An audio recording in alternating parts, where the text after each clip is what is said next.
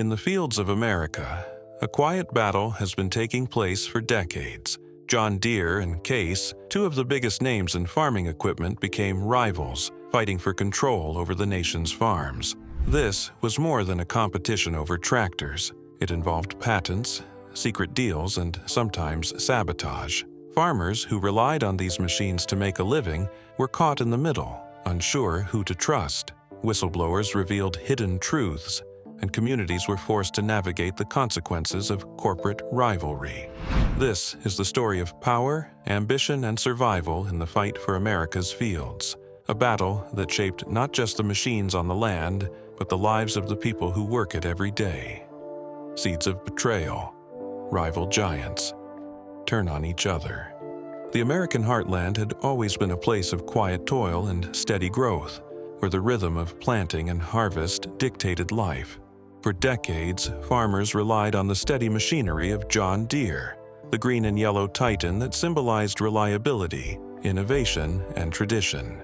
Yet beneath this pastoral image, a storm was brewing, one that threatened not just the farms themselves, but the very notion of trust within the agricultural industry. It began subtly. Case, Deere's long-standing competitor, started releasing new machinery equipped with advanced technology that challenged Deere's decades-long dominance. What appeared to be healthy competition quickly revealed itself as a calculated and relentless push to undermine Deere's grip on the market. Farmers who had once proudly displayed Deere tractors in their barns were now being courted by Case with aggressive marketing campaigns, promises of lower maintenance costs, and the allure of modern features that Deere seemed slow to adopt. The tension between the two companies was not just corporate rivalry, it was a battle for control over the American food supply. Behind closed doors, executives from both sides engaged in quiet sabotage. Deere engineers reported instances of Case machinery being marketed with misleading claims, while Case executives accused Deere of attempting to lock farmers into proprietary systems that prevented the use of third-party parts. Industry insiders whispered about a campaign of strategic misinformation, a war waged not in fields, but in boardrooms, trade shows, and lobbying offices in Washington, D.C. Farmers quickly became pawns in this high-stakes chess game. Many were forced to make impossible decisions, remain loyal to Deere and risk missing out on technological advances, or switch to Case and gamble with unfamiliar equipment and uncertain support networks. Letters of complaint and praise flooded both companies, each side using the correspondence as ammunition against the other. Some farmers reported tractors mysteriously malfunctioning after switching brands, though proof was elusive. The sense of betrayal ran deep, shaking communities where families had depended on one brand for generations. The stakes escalated when government regulators began paying attention. Allegations surfaced that both companies had attempted to influence policy in ways that would favor their own machinery while disadvantaging the other. Lobbying dollars flowed freely, and anonymous insiders claimed that major agricultural subsidies had been used as leverage, creating the perception of favoritism and deepening the distrust among farmers and the public. The rivalry was no longer simply about sales. It had become a public spectacle, drawing scrutiny from media outlets eager to report on the unfolding corporate drama. Even within the companies, the tension was palpable. Employees whispered about covert meetings, strategies to outmaneuver the competition, and the fear that any leak could trigger legal battles or stock market turbulence. Engineers who had spent years innovating were suddenly under pressure to not only improve machinery, but also to anticipate and counter the competitors' every move. Boardroom strategies began to feel less like corporate planning and more like a calculated game of espionage. Yet, despite the growing hostility, both companies recognized the opportunity that conflict presented. The attention, though controversial, kept their names in the headlines and their products in the minds of farmers nationwide. Advertising campaigns became increasingly bold, highlighting the supposed shortcomings of the rival, while touting the unmatched quality of their own equipment. The battle for hearts, minds, and loyalty had become as important as the battle for market share. By the end of the decade, the feud had evolved into something larger than machinery. It was about influence, control, and survival in a rapidly changing agricultural landscape. John Deere and Case were no longer merely competitors. They were adversaries, locked in a struggle with consequences that rippled far beyond the boundaries of their factories. Every tractor sold, every technological innovation released, and every political maneuver carried the weight of a brewing war, one that would decide who truly controlled America's fields. In the midst of it all, farmers braced for impact. The seeds of betrayal had been planted, and as the rivalry intensified, it became clear that this fight was not just about machinery. It was about power, legacy, and the soul of American agriculture itself. Tractor wars, the battle for America's fields. The battle lines were drawn. What began as a quiet rivalry between John Deere and Case had escalated into a full-blown war, one fought not with soldiers, but with steel, engines, and marketing campaigns that left farmers caught in the middle.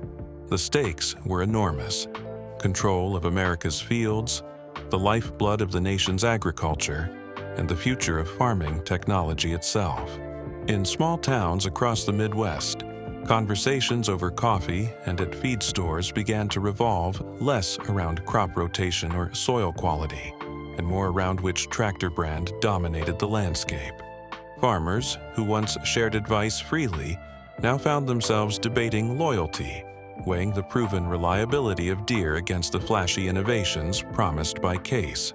It was a divisive time as families and neighbors took sides, sometimes creating rifts that lasted years. Case, emboldened by aggressive advertising and sleek new models, launched what the media would later call the tractor offensive. Each campaign emphasized Deere's supposed complacency, highlighting instances of mechanical failure or outdated technology. Meanwhile, Deere responded with targeted promotions, emphasizing decades of experience, customer loyalty, and the durability of its machines under harsh conditions. Farmers became the unwilling audience of this relentless corporate battle, their livelihoods intertwined with the outcome. The war extended beyond billboards and television ads. Trade shows became arenas of spectacle, where executives unveiled tractors with dramatic flair, often accompanied by thinly veiled criticisms of the competition. Rumors circulated of engineers being poached, prototypes copied, and confidential plans leaked to undermine the other company. Legal teams lurked in the background, ready to pounce at the slightest misstep. What might have seemed like ordinary competition to outsiders was, in reality, a calculated series of maneuvers designed to dominate the market completely. Farmers felt the pressure most acutely. Those who stayed with Deere worried about falling behind technologically, while those who switched to Case faced unfamiliar equipment and unpredictable support networks. Some reported issues with parts compatibility, voided warranties, or delayed repairs, problems that were often exaggerated in media reports and marketing materials. The tension was palpable. Trust became a scarce commodity, and many farmers felt caught between two corporate giants who seemed more interested in destroying each other than supporting the people who depended on their machines. Even politics became entangled in the tractor wars. Both companies had powerful lobbying operations aimed at influencing agricultural policy and securing favorable subsidies. Some insiders claimed that these efforts created an uneven playing field, with certain programs and incentives seeming to favor one brand over the other. Allegations of behind-the-scenes deals and preferential treatment added fuel to the controversy, turning the corporate battle into a national talking point. Engineers and technicians, too, found themselves in the crossfire. Pressured to innovate faster and respond to competitor advances, they often worked long hours under intense scrutiny. Every design decision, every new feature, became a calculated risk, with the potential to either win over farmers or give the competition a damaging advantage. The tractor wars were not only fought in fields and boardrooms, but also in research labs and manufacturing plants, where every detail mattered. By the mid-decade mark, the rivalry had transformed the agricultural industry. Competition had driven rapid technological advancement, but it had also created an environment of suspicion and conflict. Farmers had become critical players in a game they never intended to join, their loyalty leveraged as a weapon in a war that sometimes seemed endless. Community tensions grew. Local economies were impacted by purchasing decisions, and even agricultural universities began taking sides in debates over machinery and technology. Ultimately, the tractor wars revealed a deeper truth. In the fight for control over America's fields, there were no neutral parties. Every purchase, every recommendation, and every political decision fed into a larger struggle between two titans determined to dominate the market at any cost. Farmers learned to navigate this treacherous terrain carefully, weighing promises against performance, reputation against innovation, and loyalty against survival. The battle was far from over. As John Deere and Case prepared their next moves, the nation watched closely, knowing that the outcome would shape not only the machinery in the fields, but the very future of American agriculture itself.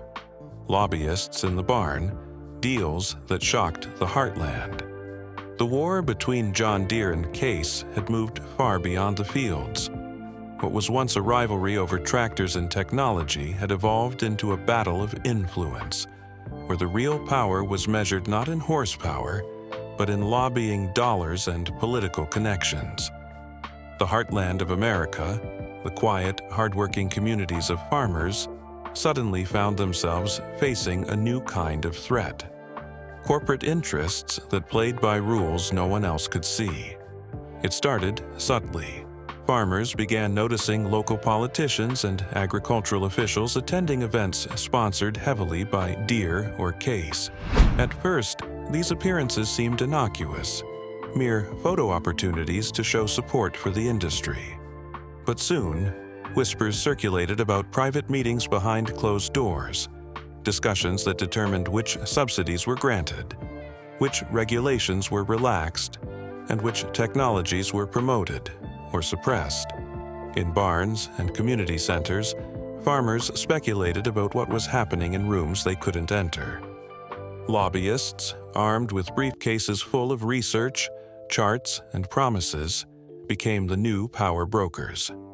They approached county officials, state legislators, and federal representatives, each pushing a carefully crafted narrative in favor of their corporate client. Case touted its modern, efficient machinery as essential for the future of American agriculture, while Deere emphasized its history of reliability and contribution to rural economies. Behind the polished presentations, the stakes were high.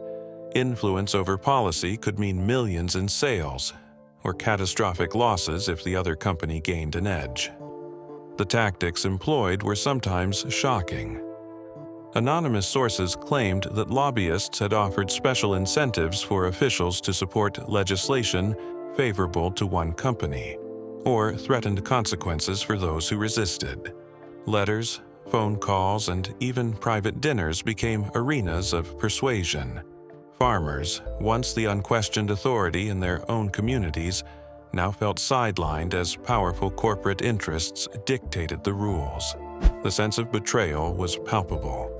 It was one thing to compete in the market, but to manipulate the very policies that governed farming practices was an affront to the people who worked the land.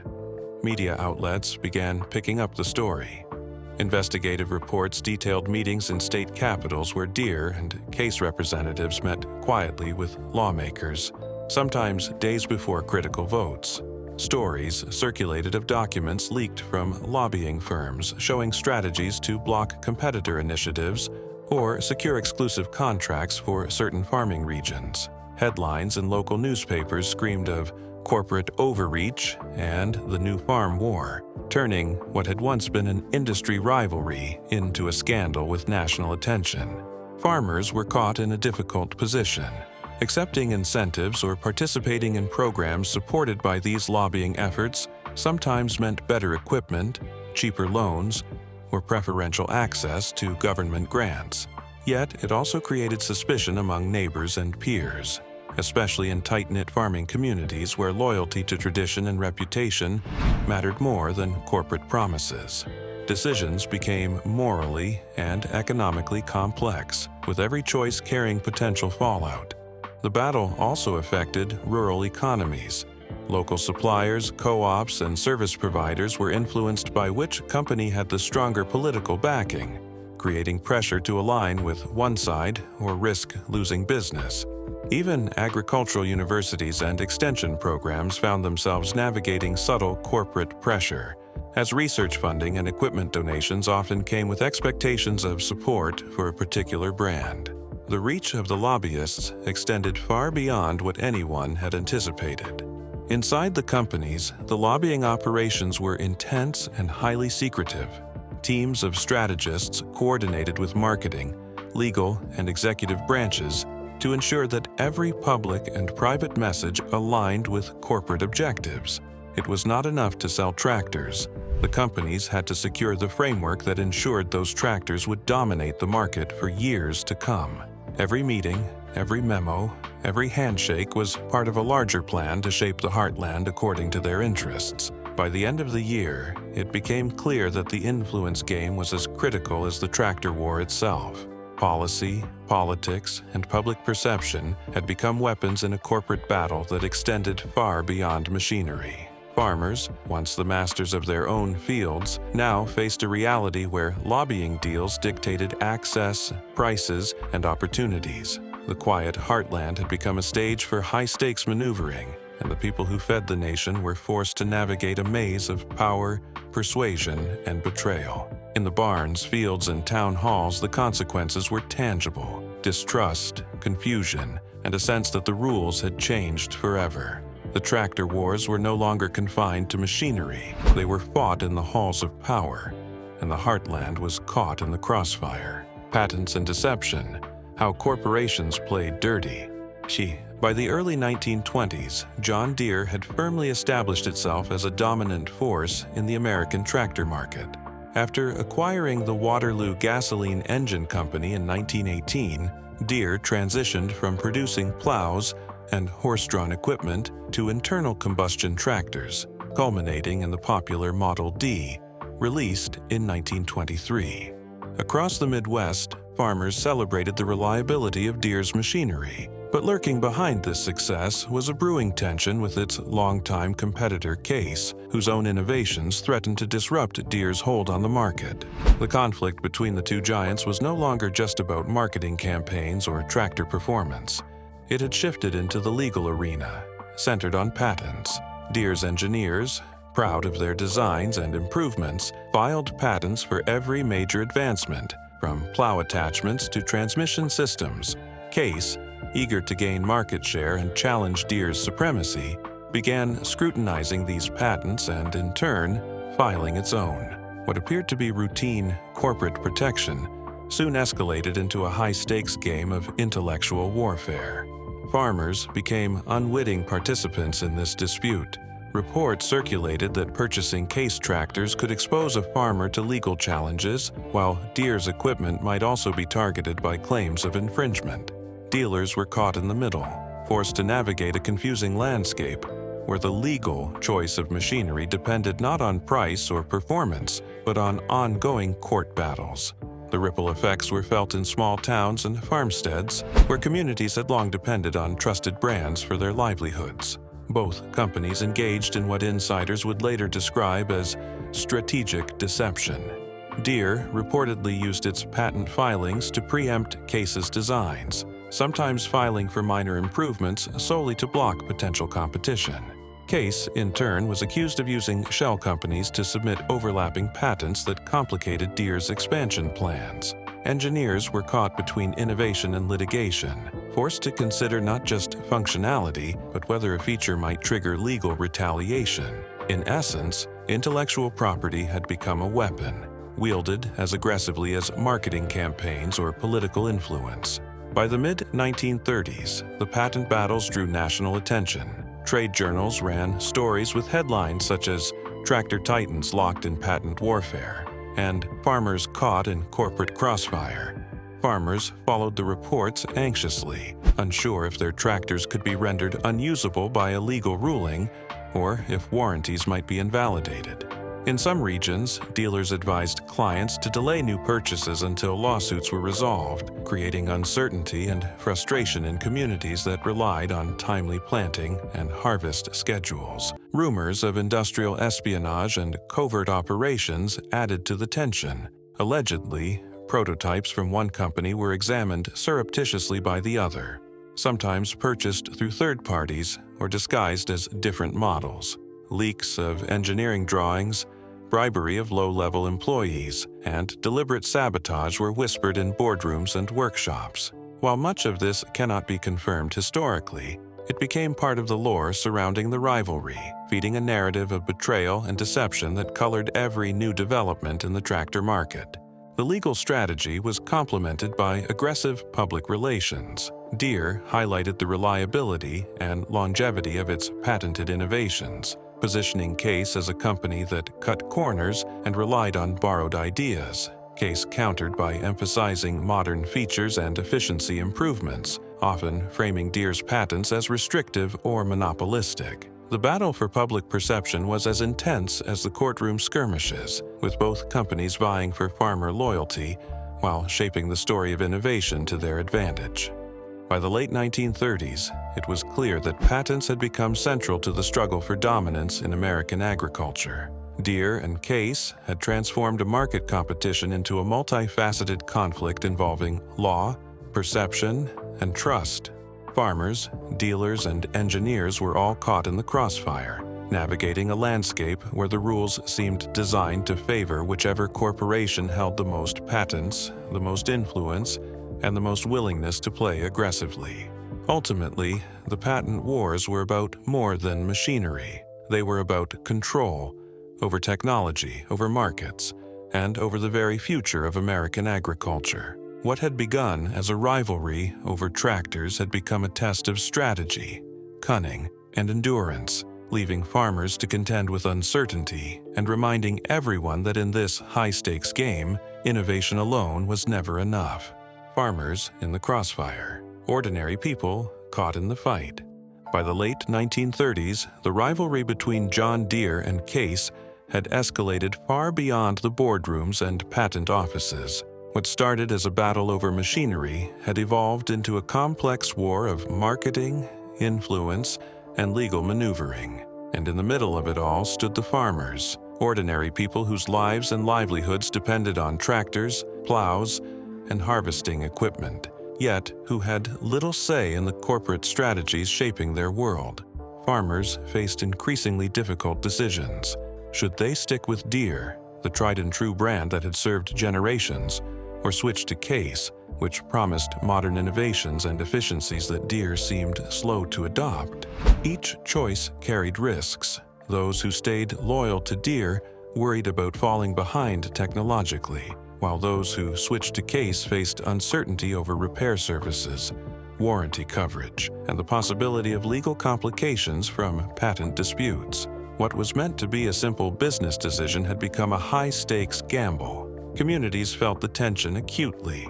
In small towns across the Midwest, neighbors debated the merits of one brand over the other, and old friendships were sometimes strained over loyalty to a particular company. Local dealerships became battlegrounds for persuasion, with representatives offering incentives, financing deals, and subtle warnings about the wrong choice of tractor. Rumors spread that some farms had experienced unexplained breakdowns after switching brands, a fact that may have been coincidental, but which fueled mistrust and suspicion. The conflict also affected daily work. Farmers depended on timely planting and harvesting, and delays in equipment delivery or repair could mean the difference between a profitable season and a financial disaster.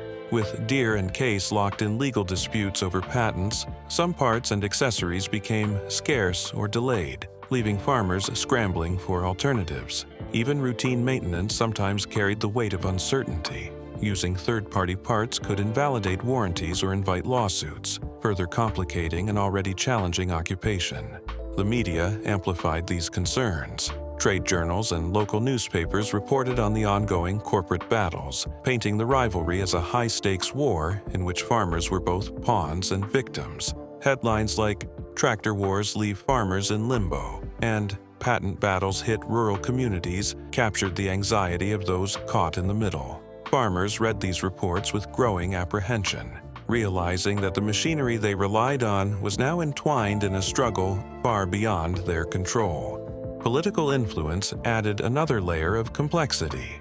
Lobbying by Deere and Case sometimes affected government subsidies, equipment procurement programs, and local regulations. Farmers discovered that a grant or incentive they had applied for could be swayed by corporate lobbying, making loyalty to a particular brand a matter of financial survival. For many, it felt as though their choices had been reduced to navigating a web of corporate and political influence rather than simply running a farm. Despite these pressures, farmers were not passive.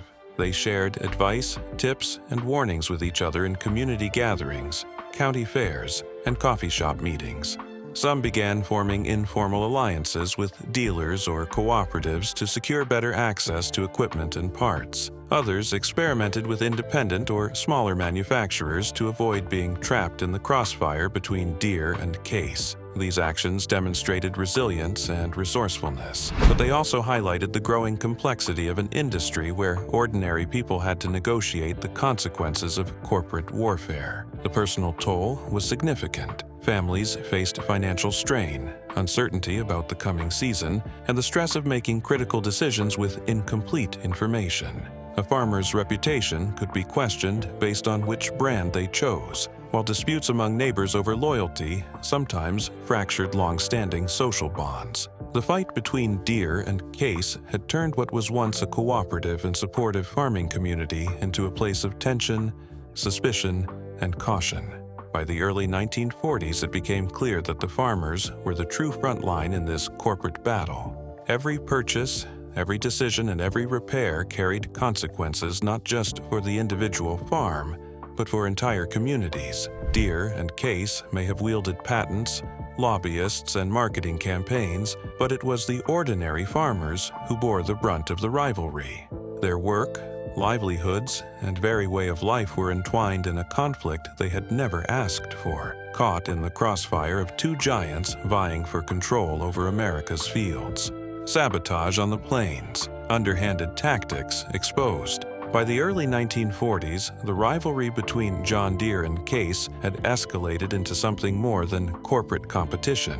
It had become a war fought with subtlety, secrecy, and sometimes outright deception. Behind the familiar green and yellow of Deere and the bold orange of Case lay a shadow world of sabotage, espionage, and tactics designed to weaken the other's hold on America's farms.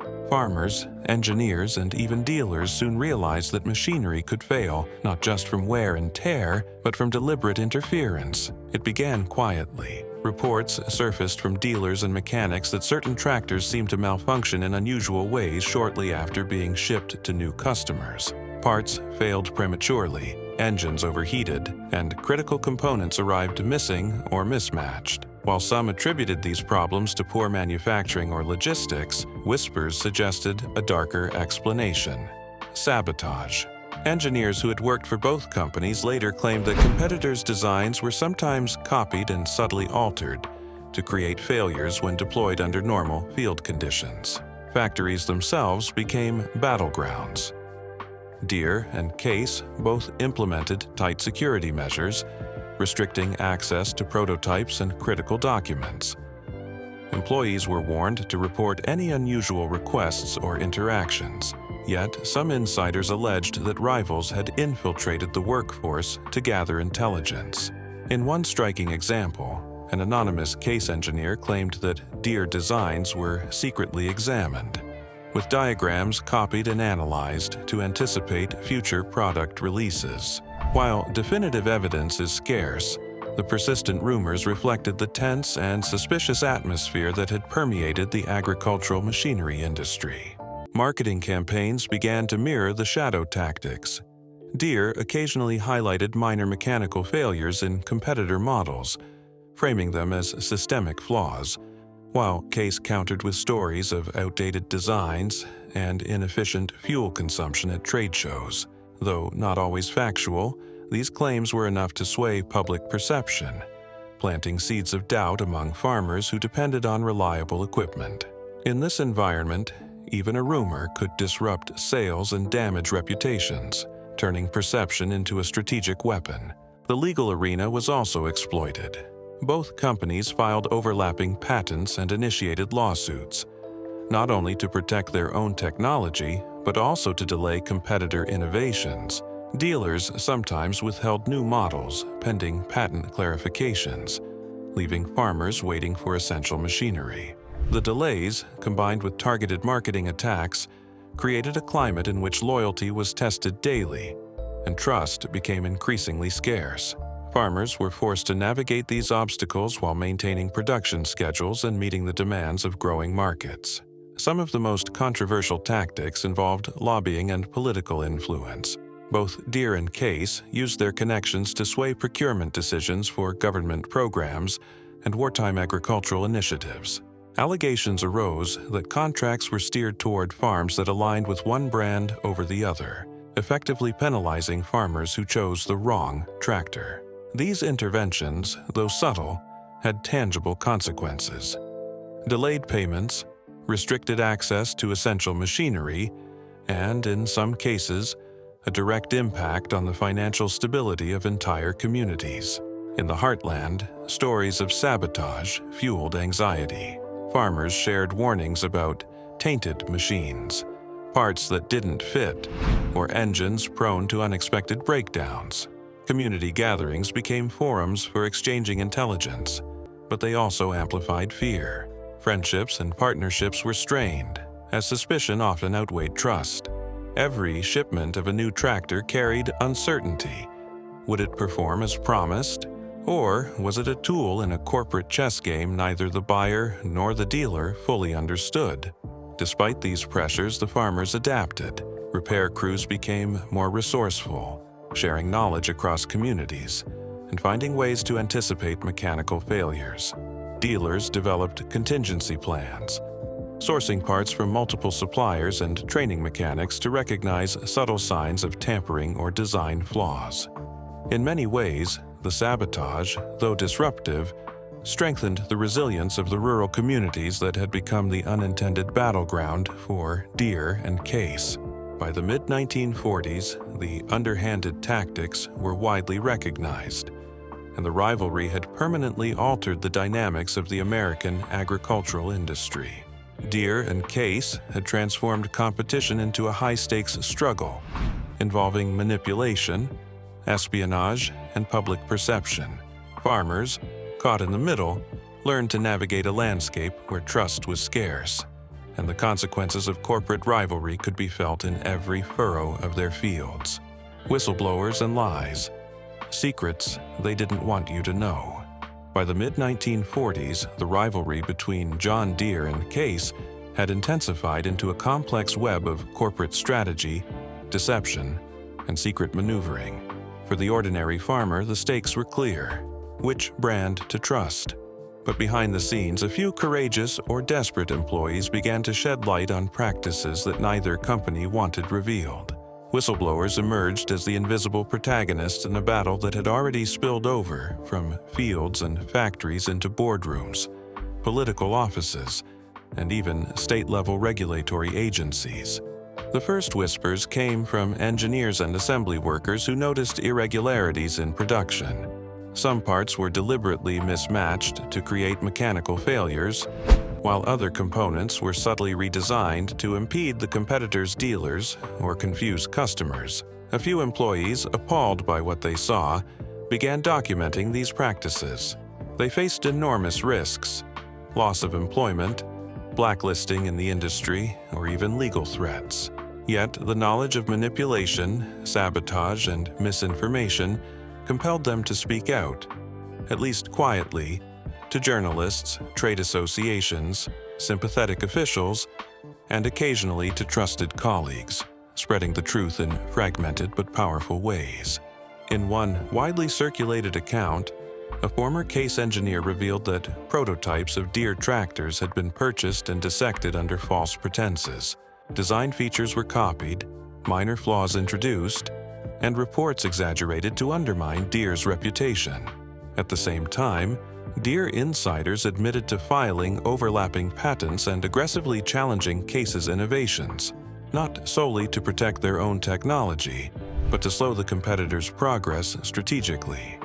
These revelations shocked communities that had once believed the rivalry was simply about engineering excellence. The media, sensing a story that combined corporate intrigue with rural drama, began covering the emerging whistleblower claims. Trade publications ran exposés on backroom deals, misleading advertisements, and secret lobbying efforts that had influenced government procurement programs. Headlines such as "Tractor Giant's Dirty Secrets Revealed" and "Farmers Deceived by Rivalry" spread rapidly, prompting both companies to respond with defensive statements and elaborate damage control campaigns. Public perception became another battleground, one in which truth, half-truths, and carefully crafted narratives collided. Farmers experienced the fallout directly. Whistleblower reports validated their suspicions about mysterious equipment failures, delayed deliveries, and conflicting information from dealers. Communities shared these stories, often as warnings. Check the serial numbers, beware of that new model, and ask 3 times before trusting warranties. For those living on the front lines of mechanized agriculture, trust had become a scarce commodity, and loyalty to a brand was now tempered by caution and skepticism, often making purchasing decisions agonizing and fraught with risk. Even regulatory bodies felt the pressure. Some whistleblowers brought their findings to government agencies, highlighting the ways in which lobbying, patent manipulation, and marketing deception had distorted fair competition. Officials were forced to navigate complex claims, some verifiable and some anecdotal, while attempting to maintain the integrity of agricultural policy. The legal and political ramifications of these disclosures further complicated the landscape, creating an environment where corporate secrecy and public accountability were constantly in tension. Internally, both companies reacted harshly to leaks. Employees who shared sensitive information, even anonymously, risked termination and blacklisting. Internal investigations and surveillance intensified, and rumor mills spread tales of retaliations, intimidation, and covert monitoring. The whistleblowers, operating under the constant threat of reprisal, became symbols of courage and fear, their actions exposing not only technical wrongdoing, but the moral compromises underpinning corporate rivalry. By the late 1940s, the revelations from whistleblowers had permanently altered the narrative around Deere and Case. The public now understood that the tractor wars were not merely about machinery. They were about influence, deception, and strategic manipulation at every level. Farmers, dealers, engineers, and regulators had all been affected, directly or indirectly, by the secrets these brave insiders chose to reveal. Ultimately, the story of whistleblowers highlighted a fundamental truth. In a high-stakes struggle for power, the consequences of deception extend far beyond the boardroom. Ordinary people, farmers, employees, and communities bore the brunt of corporate ambition. And yet, the courage of those who spoke out became a critical force, shedding light on practices that otherwise might have remained hidden forever. In the tractor wars, the truth was not just power, it was survival, resilience, and the enduring will of ordinary people to withstand forces far larger than themselves. Fields at stake, the high-stakes fight for control. By the late 1940s, the tractor wars between John Deere and Case had reached their climax. What began as a competition over machinery and market share had evolved into a multi-layered struggle involving patents, lobbying, sabotage, and the very livelihoods of America's farmers. The stakes were no longer merely corporate, they were national. Every field planted, every harvest completed, and every farmer's income depended on the outcomes of decisions made in distant boardrooms, and the pressure weighed heavily on communities across the Midwest and Great Plains. Both companies recognized the symbolic and practical importance of controlling the market. Deere leveraged its reputation for reliability, innovation and brand loyalty, while Case aggressively marketed cutting-edge technology and efficiency. Dealers, once neutral intermediaries, had become critical allies, their loyalty influencing entire farming communities. Contracts, warranties, and even government subsidies were increasingly tied to brand allegiance. Farmers found themselves making choices that could determine not just their productivity, but also the viability of their land and livelihood, with each decision carrying potentially long-term economic consequences. Legal battles intensified. Patents became weapons in a war for dominance, and courts were flooded with claims and counterclaims.